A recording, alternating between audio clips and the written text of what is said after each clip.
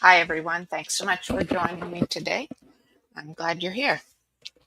And I'm between guests this week, and so I was going to share about some of my experience with ancestors and something that might be helpful to you in my perception of the afterlife. And so I'll share a little bit of my background for those who haven't seen it or heard me talk about it before. And so I have a college degree in horticultural therapy, and I've worked as in that field. I've worked in real estate and insurance as a real estate broker. I've worked in as a nursing home administrator for a number of years, and then I found Biofield Tuning, and I'll skip all the details that led from one into the other and stuff. So I have had a big background in using my mind and making things work and not in the intuitive that I know of. But my mom tells the story of when I was 4 years old, and we lived way out in the country, and she knew there hadn't been anyone drive up the driveway, and so I had been playing in the backyard, and I came running to where she was and said, "Hey, um, there's this man with me in the backyard." So again, she knew no one was there, and so immediately she responded that it's Jesus. And she had never gone to church. She wasn't raised in any religion, and so it had surprised her. She said when that was her answer to me, and then I ran back to talk to the man some more. And since then, I'd found that it wasn't Jesus, but it was an angel talking to me. And so I had seen him at that point and could hear him and listen and stuff. Um, and when I was very young, also, I know I had talked to trees all the time, but then school started and life happened, and so fast forward up until um, I was in my 50s, and all of a sudden then all these things that happened in our life to compile to I kind of hit my emotional bottom. Always before, when I'd had difficulties, I pushed through, but I just couldn't push any further. I'd pushed all that I could push because there'd been many number of years of difficulties. And so that's what brought me into biofield tuning. I wanted to find something that could heal how I felt inside all my life of sadness and fear. And so anyway, I'd found biofield tuning, and I ordered my forks and practiced at home, and then went to the class. And I was only home about a week, maybe, when all of a sudden, beside learning biofield tuning, I'd also been just doing some of my own reading and research on how the mind works. I was trying to understand how I'd come to have these emotions, these feelings all my life, how our mind worked and things. And I'd learned that the up until we're about age 7, the mind accepts everything that it hears as truth because it didn't have the capabilities and or the life experiences to compare things through to and try to decide which was true and which wasn't. And so this made sense to me, but my mind then went to having been raised in a church to how did so that's what happened to Eve in the Garden of Eden, whatever, if the story was true or just an allegory or whatever. But she had believed these lies told from the serpent in the tree and caused the fall of man, according to the story. And so, anyway, but that made sense. They had just got to the Garden of Eden, according to the story. And so her brain, even though she was an adult, her brain was in this receptive mode of receiving things as true because it didn't have all there was to experience it to. That's how I viewed it. And so I thought, well, that's what happened to her. So it wasn't her fault that she had um, come to believe lies. It's just that her brain didn't work and she didn't have stuff to compare it to. And so that made sense because I wasn't to blame for my life either. All these things that I'd felt before. And so, anyway, so I was just talking to the universe, talking to God or source energy, and saying, well, I don't know if Eve's in heaven or if what happened. I'd heard other people say the dead continue in the world around us. And I said, I don't know, but if she can hear me and if she's in heaven, I want her to know that I understand that it wasn't her fault. And then all of a sudden, there was an angel, a big angel, like 12, 15 foot tall, right beside me. And I wasn't scared or anything. I didn't see it, but the presence was so overwhelming, and my eyes could track exactly where it was. And I had the inner knowing then that she knew. And so I went ahead in this conversation with Source and with the angel. And then about an hour later, I was still thinking and talking about this. And I had thought, well, as spirit beings, then, so if there are the spirit beings either in heaven or the world around us, it was like, I know my body is greatly affected by electromagnetic frequencies that aren't helpful. And so I thought, them, just as being spirit beings, they're bound to be very um, affected by it too. So I thought, well, I could practice biofield tuning on them and help them establish a better voltage also. And I was thinking especially of those in heaven, or the oneness as I was calling it. And so I said, told then the universe, well, I want to do this, but I want to know if they're okay with that, if that's what they want. And all of a sudden, then orbs of light appeared. I could see it out of the corners of my eye in a full circle about 20 feet around me. And this loud, resounding yes. My Again, my physical ears didn't hear it, but my inner being heard this and felt their vibration, and it wasn't just me, it was coming from them. And so I had started with this, and I had tuned the hologram of those in the oneness a few times. And it was about a month later by that time, and I was sitting at my kitchen table, and my grandfather appeared right beside me, and my mom's father, and said, I want to go to the oneness, but I need your help. And it was like, from my Christian upbringing, this was kind of taboo to me. And I was scared because I thought, well, what's going on? Can I trust them if they're not in heaven yet? And because I knew that once they're in heaven, they would have the mindset then of God, they would not have the control and coercion and mindset of lack and things that can influence our minds and influence how we live as humans. And I figured once you die, you'd still have that unless you were in the oneness, and then you would have the mind wipe or something like from Star Trek, and not necessarily all your memories, of course, but just have the mindset then of God, of the abundance, and everyone is equal, and that type of mindset, and you could trust them. And so anyway, I saw my grandfather there, but again, my eyes didn't see him, but my eyes could track exactly. I knew exactly where he was. I felt this presence right there, and so beside my eyes tracking them, my inner eye saw him. He was 92 when he died, about 20 years earlier, or 25 years earlier from that moment. But this in my kitchen, he didn't look 92.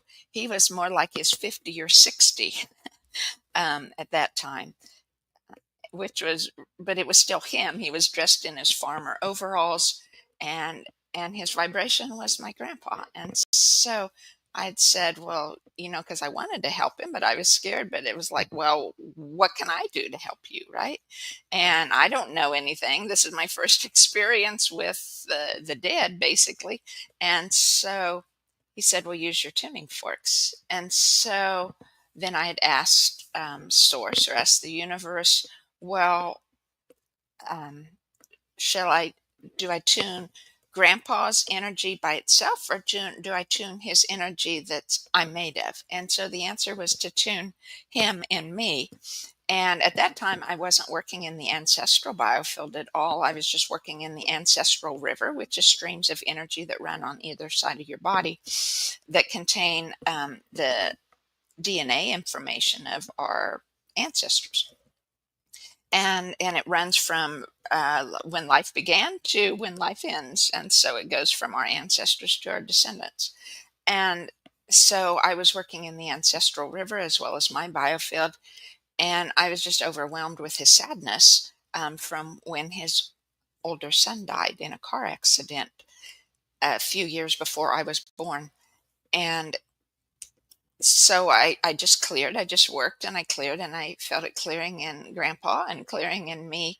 And then after, then I left the room because I didn't know what to do when I was done. And he followed me to where I was and said, "Thank you." And then he left. And that's all I knew. But I thought, well, if all my sadness and everything was carried by Grandpa, then there's probably other things that I experienced that's carried in my other ancestors. So obviously, I would have to heal them to heal me. And so that's how I started. And I systematically went through, hello there in the chat. And I systematically went through all my aunts, my grandparents and great grandparents, back to 5 generations, because I felt I was blessed. Both sides of my family had done some genealogy work, and I just always heard stories and knew about these ancestors and the lives they lived. And so, anyway, that's how I started clearing an ancestral clearing. Was clearing the ancestors in me, and I was also starting to work with clients, and I would experience the same thing in when I worked in their biofields. And whether in mine or in theirs, I was consistently being pulled out to work into beyond space, beyond our own biofield, beyond the individual field. And I didn't know what was happening. And so I had asked some other tuners um, to see what they knew about it. And a lot of people knew nothing. It wasn't something that was taught, but a few people were aware, and they told me about the ancestral field. And then I went on to experience more. So that's how my work with ancestors started.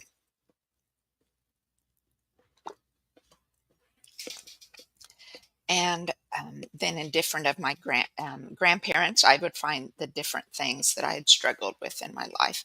And not everything, I should say, not all of my old patterns or my reactions were cleared in one tuning with them. Some of the ancestors needed more than one tuning, especially my grandmother, my maternal grandmother, who carried so much sadness, both from her mother dying when she was young to her older son dying a few years before I was born. And anyway, what was I going to say? So there, but with each one, then it was like I could help them go to the oneness. Well, I didn't know at first. It was like I would clear them, and sometimes these ancestors then would stand in my room. I could tell they're this there, and they were waiting for something, or it seemed like, and they were, and then I would say, "Well, you have to go now because I don't need you in my house. I'm doing this other stuff. You need to go wherever you go." And and so anyway, then they would have this response of, I could kind of see in my mind, it was like, huh? Kind of unreal. And so then a few weeks or months later, I had found out, well, I have the a positive ley line vortex in this room where I work, and saw their found where the ley lines cross in the house, and found out then that that's one way that ancestors can transition to the next realm is through positive ley line vortexes. And so anyway, then I started from them helping them holding that intention to help them transition into the oneness through the ley line. And I found out later that, like my grandfather or some of the ancestors, at that point, when they were cleared and could go, they could go to the nearest one, which their angel would help them find, or they could go to whichever one they wanted to transition. And my grandfather had picked the one that was on the farm, the farm he had lived on most of his life, and that I also had been there very often during my life. And so, anyway, so I'll start then with my experiences with ancestors. And so, even though I'll just repeat a little bit, even though I don't see them with my physical eyes, there's something about my physical eyes that tracks all their energy. I see where they walk, I see how tall they are.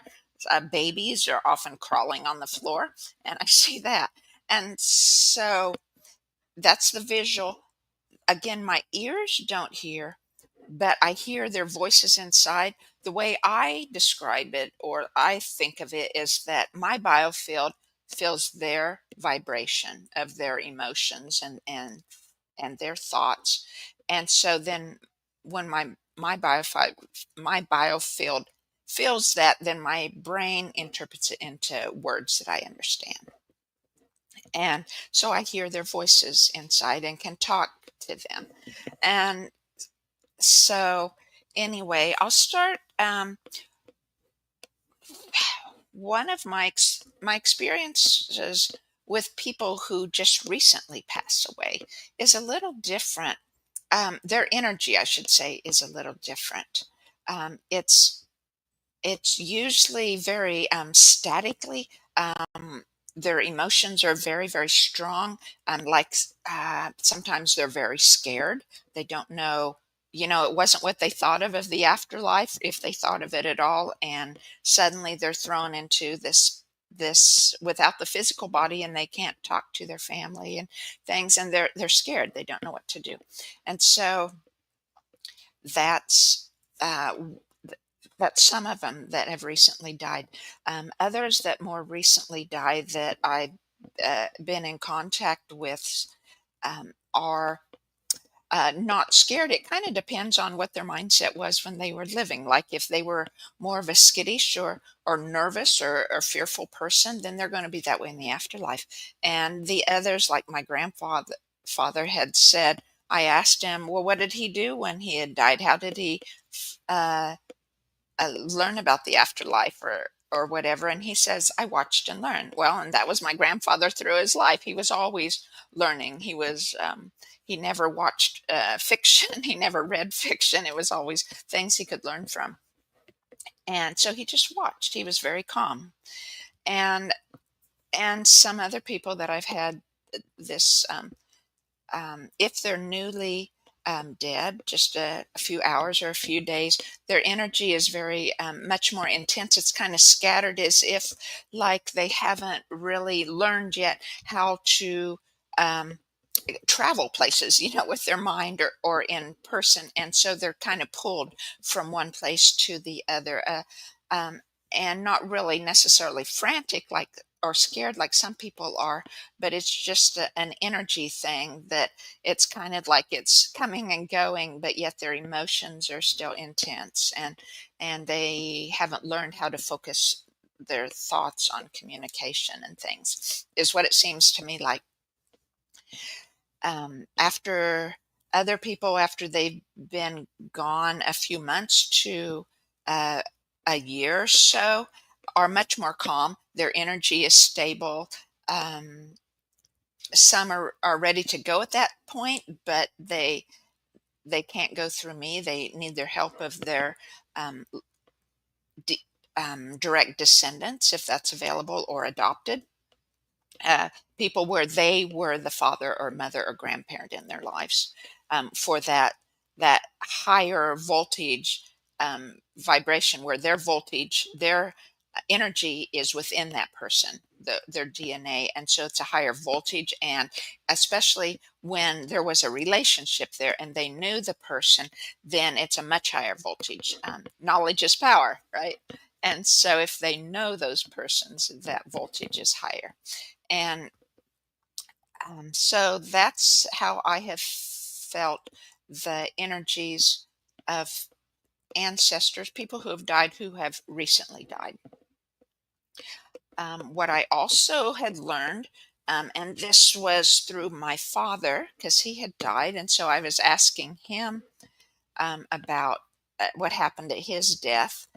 And so he said his angel met him at the point of death. And since I have found out since then, there are at the point of death, there are two things that you need, the ancestors need at that point to be able to transition to the oneness at that time. And that is, they need to have the heart's or the soul's desire to be part of the oneness, or to know that God. It's our response to that electromagnetism within us. Since we're part of Source, it's that magnetism of all the parts for the whole, and the whole for all the parts. And so, if we have that desire to know, we feel that magnetism, so to speak, and we have the heart's desire, then that's one of the things. The other thing is that we have to consciously choose to go. And so, even though some people are perhaps ready at death, but they think that they can help others in the waiting place, I call it, in the realm of nature around us. So they think they can help more there, which from my experience is not true. Once ancestors go to the oneness, their help is very much more powerful than it is than if they stay. But this is at the point of death, so some of them want to stay to help their loved ones there, even if they have the desire to go to the oneness, or that heart's desire. And other times, they're not ready. They don't have those two things at the time of death, and then so they stay in the realm of nature around them. But if they have those two things, because my dad did, he said um I knew my dad had that desire, and the angel had asked him if he wanted to go or not, and so he did. And so he had gone through the nearest ley line. He died in a hospital, and so he didn't care at that point where he went from. He didn't know where any other ley lines might be, so he just went. And probably it was because all of us were right there too at the hospital, and so he had gone to the nearest one. And so ancestors there at the time of death, from my perception, my experience, have that choice. If they have those two things, the desire, the heart's desire deep in their soul to know source energy, to know God, to be one with the universe, however that feels. There's different aspects to it, but it all comes down to that, the deep heart's desire, and to make a conscious choice. So then, through my work then of clearing myself through my ancestors, and as well as my clients' work, this interaction with ancestors continued, and I was eventually led then and learned, both through my work and through asking questions of the spirit beings in the oneness. I used hypnosis and meditation as ways to interact and connect with that energy and ask my questions that I had. And so I have written the book, in case anyone didn't know, and the link is down below, but it's Ancestral River, A Spiritual Journey for the Living and the Dead. And it tells a lot of these stories that I'm talking about today. And it tells of my experiences with ancestors up to the point I read it, of course. And there's always new things and changes afterwards. And so some ancestors, the way they all ancestors appeared to me anyway, those who are in the waiting place around us, are like, I see them in grayscale. They're not vibrant colored energy like we are. And again, that goes back to the 5 things they need as they and one of those is knowledge of how the afterlife works, and knowledge of yourself, right? And So as your knowledge grow, as your desire for the oneness grows, as you become more willing to make that conscious choice and the other two factors, then their voltage grows and they're no longer quite in grayscale, so that by the time they're actually transition oh, excuse me, I got hiccups. By the time they're actually transitioning then into the oneness, then their voltage is much higher. I don't feel it as strongly as the negative that I feel before, when they're not ready. Like when I first started doing this work, most of the ancestral energy was very, very negative and grayscale. And anyway, sometimes I would just see them as kind of orbs of light. Otherwise, I would see them in how they were dressed, as how they dressed in their lives, like I described about my grandfather, who I saw him in farmer's overalls because he was a farmer all his life. But sometimes I would see them, like if ancient ancestors, see them in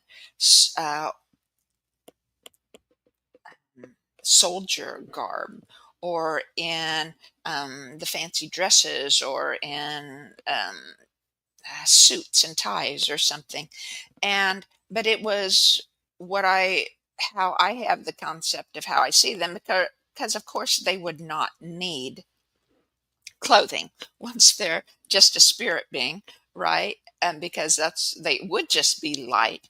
I see them as part of my mind interpreting their energies and seeing my inner vision. I'm seeing how their mind clothes them in how they were in the hierarchical mindset. And so um, that's part of the hierarchical mindset. Once they're the mindset of God, then they're the bright white orbs or of light, and would or the angels, again too, is just light, in my perception or in my experiences. And so um, but the ancestors then I see in grayscale and very low voltage, and that voltage grows over time as they come to have those five things they need and then are able to transition. And okay, so gonna and if you remember, or if you were here when I started talking about my grandfather, who, even though he was 92 when he died, when he appeared to me, I perceived him as being like age 50 or 60. Babies also, or young children. Young children can appear as young adults, instead of just their age when they died. Babies can sometimes appear as young children instead of just babies. That's been my perception of things. Often, the babies, most often, they crawl across the floor, and often they want hugs. And so that's fun, to hug them back. But um, other times, let's see, like the young children, often if they're like a toddler age, I see them. Sometimes they come by themselves. Sometimes they come at the same time as, say, their mother who died.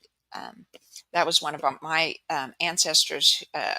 At that experience, both the mother and the baby had died within a week of each other of typhoid fever. And so they appeared also here in my home to transition. And the toddler sometimes then was like this toddler was, but I've seen it at other times, like hides behind the skirts of the mother like a shy child, um, not really knowing what's going on, but kind of peeking out to see what's happening. And they, it was also my perception that each of them, it was more like it wasn't like they were transitioning together. They were transitioning at the same time, having both made their choice. Um, but other times I've experienced in tunings that say like on miscarriages or abortions, that often the spirits of those babies, or the biofields of those babies, because they didn't exist on their own as a little child, that they become part of the mother, or they attach their energies to the mother's energy.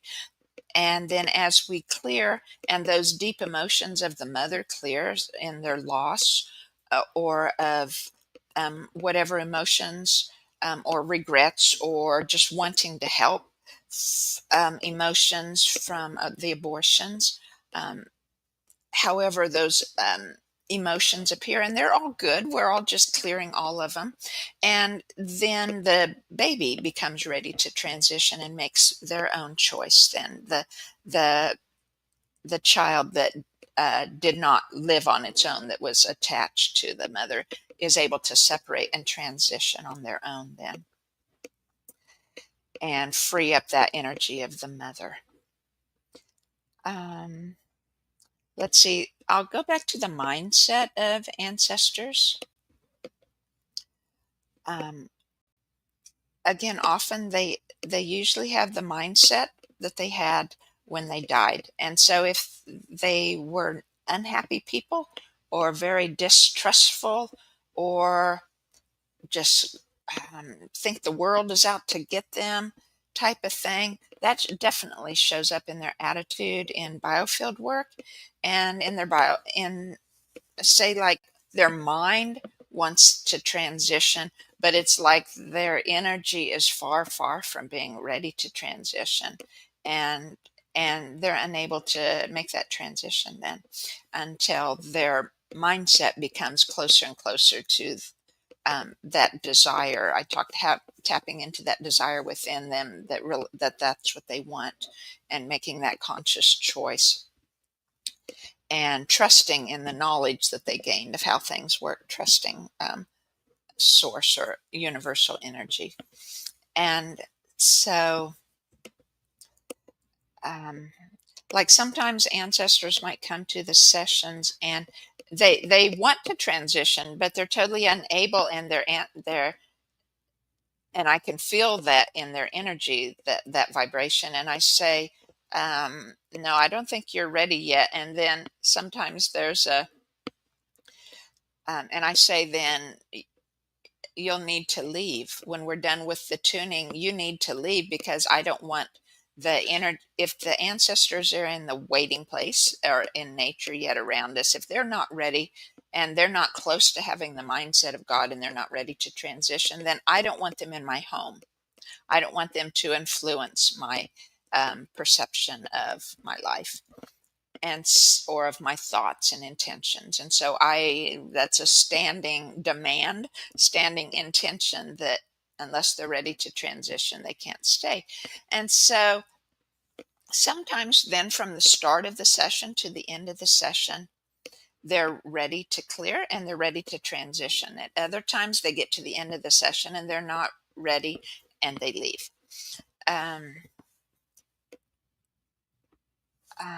Let's see. And if anyone in the chat ever has some links, or those of you watching the replay, you're welcome to ask questions, either by contacting me through the website, is an easy way, through the contact there. Or you can write a question in the conversation in the comments below, and if it's a short answer, I can answer there. If it's a longer answer, then I'll try to message you somehow, or I'll address it in a future email, or in here at the podcast. So anyway, other experiences. I wanted to talk about the afterlife a little bit.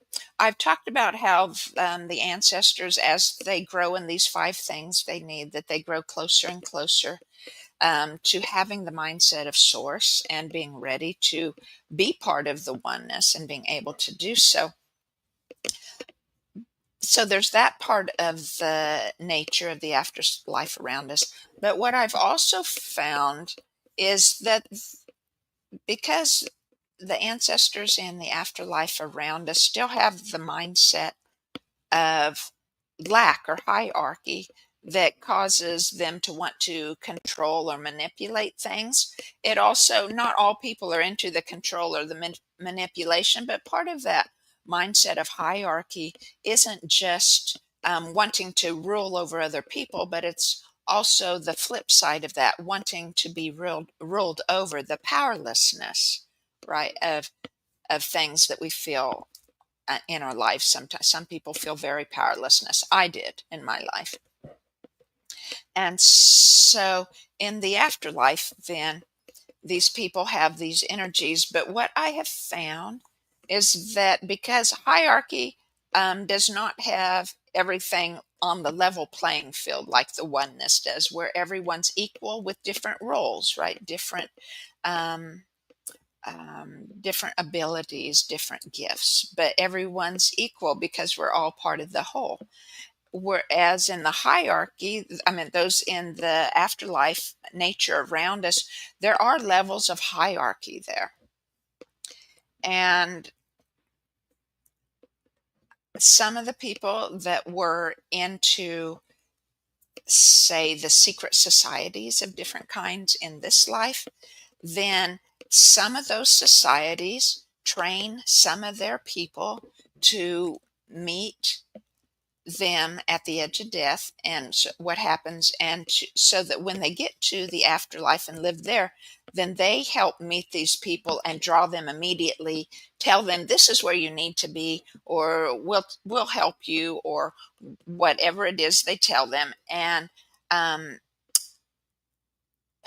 almost kind of trick them into the ones that don't know. Now, the ones that do know what's going on, they would go willingly with them. Others who don't know, it's kind of the manipulation or not full disclosure of truth, and that take them with them into these different levels of hierarchy where they're controlled and not allowed to learn other things so that they can change their mindset and leave. They're wanting them to stay there. Um, I don't know if the afterlife, I have not received the um, or have the perception that they're actually using their energy for something particular, because I see them in grayscale, they don't have much energy. Although the ones that lead the hierarchy in the afterlife do have energy. It goes back to that um, knowledge is power. The more they know of the afterlife, the more they understand, which they had this training when in their lives. So they entered the afterlife knowing about it. And so their knowledge is great, their power is greater, but not near as great of the power as the ones who are ready to go to the oneness. And it's through the trickery, it's through the not full disclosure of truth that they keep the ancestors there with them in these different levels and prevent them from learning more and being able to go to the oneness when they're ready or into the next realm.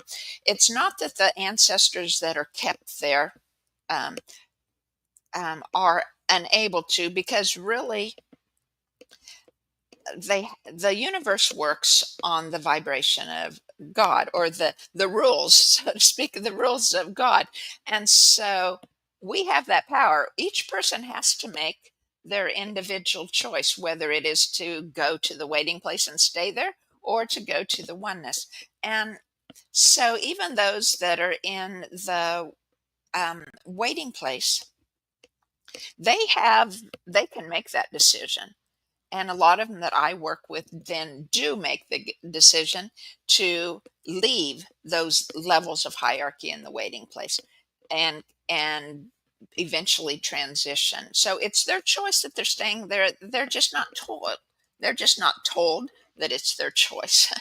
And or some of them are wanting to stay there because either because they don't have anything better to do, or they don't have the focus in their life of wanting to know more, or they're not ready to tap into their their own spirit, their own inner yearning, and follow that desire. And it's fun to um, work with those that are in the afterlife. The ones that are leading this hierarchy in the afterlife, they can be very, very, very angry. And the what I would call the fallen angels also become part of that and are very angry about it at times when I was helping. And then other times I can feel the shift through a tuning, feel the shift from, you find these ancestors there in the levels, and it's like I'm talking to them and they're learning how things work as we go through the tuning, and it's like I can feel the shift. It goes from no, we're not interested, to well, maybe sometime I might be, and to maybe another a second or two tuning down the road, and then it's like I'm ready, I want to go. And so that's fun. So I'll stop here. I have a question in the chat, and they're asking, are you tuning your departed ancestors just as you would tune anyone that is still alive?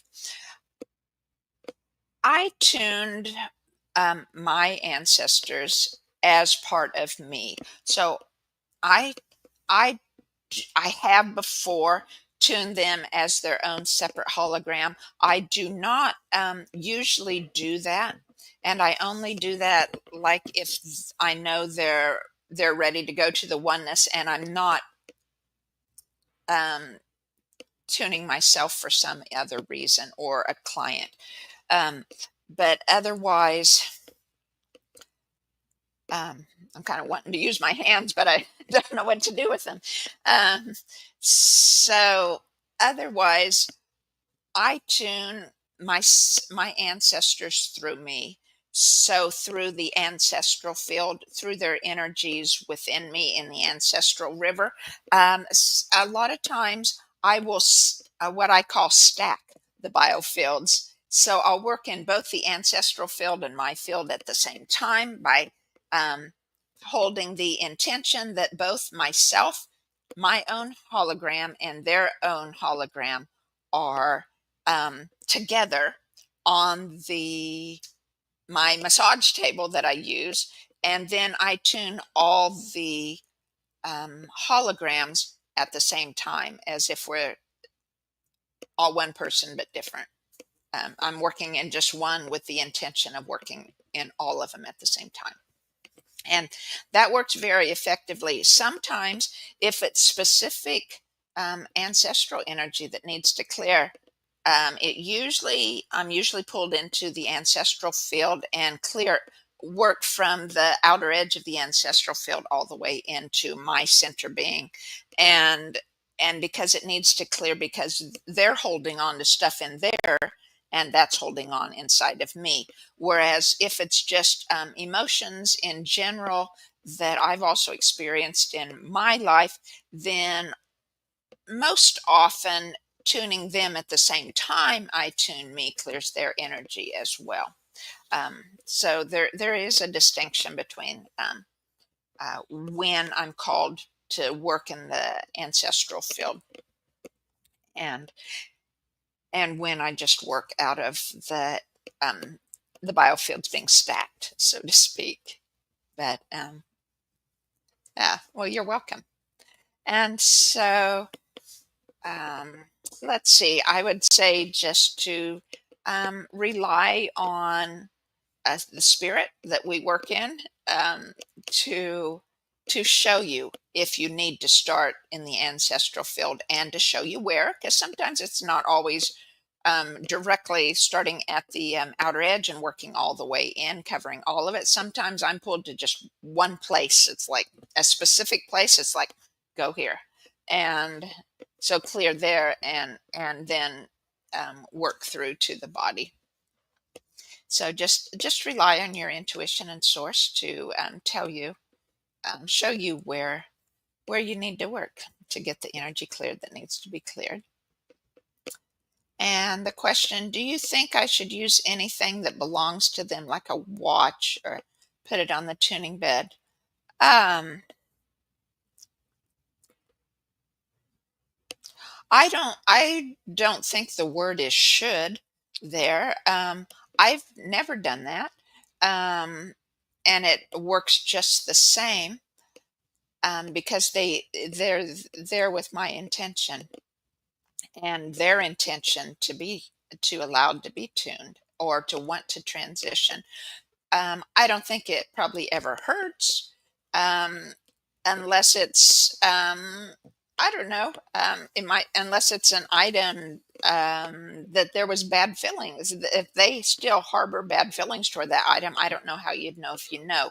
Most of the time, probably it wouldn't matter anymore, once they've been in the afterlife a while, and they wouldn't care about that, um, about if there was, negative influence with a particular item, but an item is definitely not needed to do their clearing. It just works on intention, our love. And for me, as I named my business the Ancestral River, using the terms that are used in those, streams of energy, off either side of the body that are found in the biofield. But for me, the Ancestral River is really the love that connects us with the ancestors, and growing then in that love and in that, relationship with the ancestors, um, um, after their life. It continues as they're in the oneness and they come to help me in different ways, or I can call on their wisdom, and or specific ones that I know were in, went through certain things that are similar to mine, or I ask which ancestor, has experience with this that can help me with certain things, and just that relationship of love that develops in my willingness to help, and their,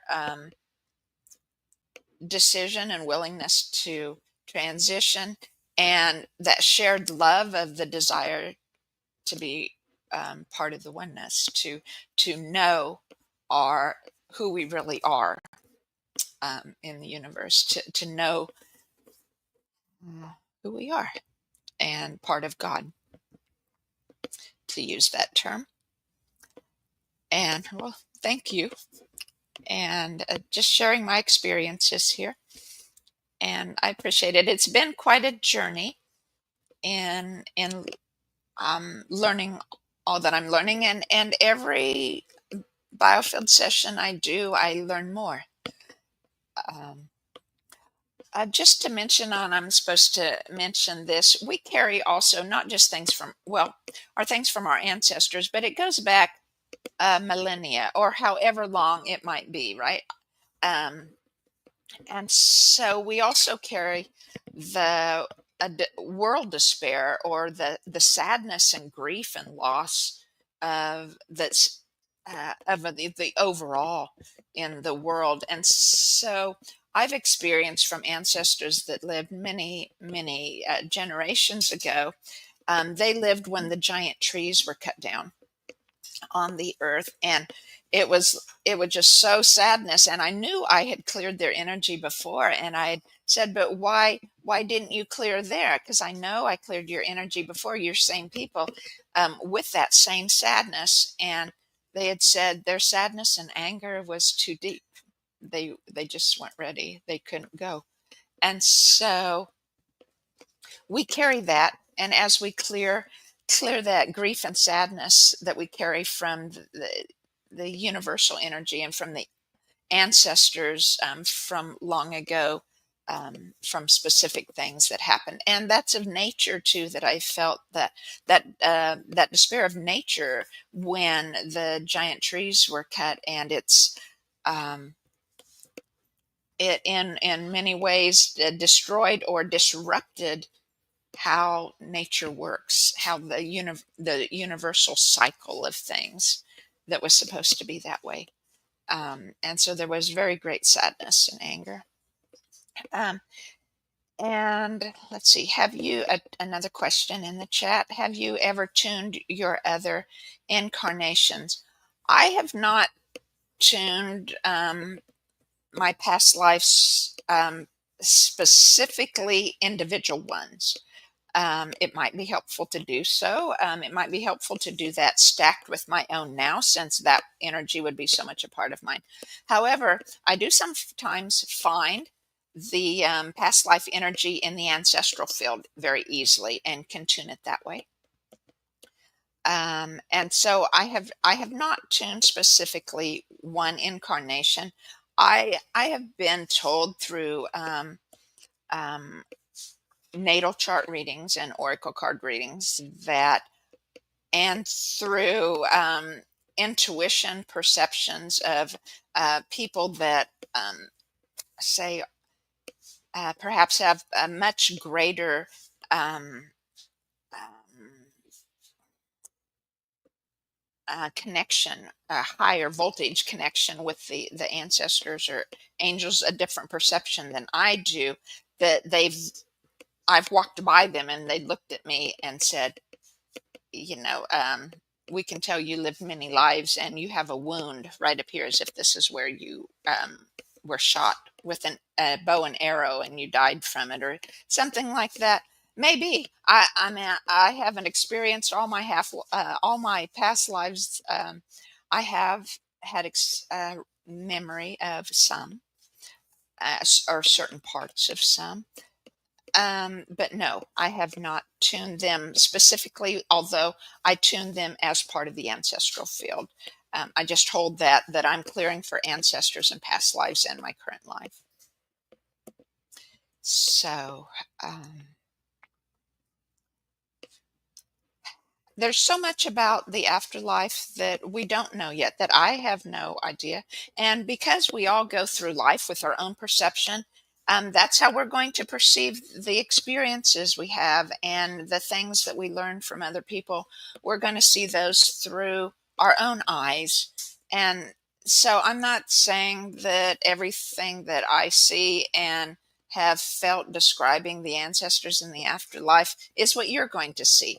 It's what I perceive through my own vision, and explain it to the best of my ability. And you might perceive things differently. I know some people perceive or have the understanding or memory of being star seeds from another planet or from a star. Others perceive it as reptilian, and other things, I don't know. They might all be true as I learn more and more about the old world that existed, that we're not told anything about, but evidence exists all around us and is not part of our history that any of us are taught in our lives. And the more I learn and study that and watch and question and things, then oh, I forgot where I was going with that. Um, I realize, a lot of those old world buildings have what you could call reptilian features, or half man, half animal statues made.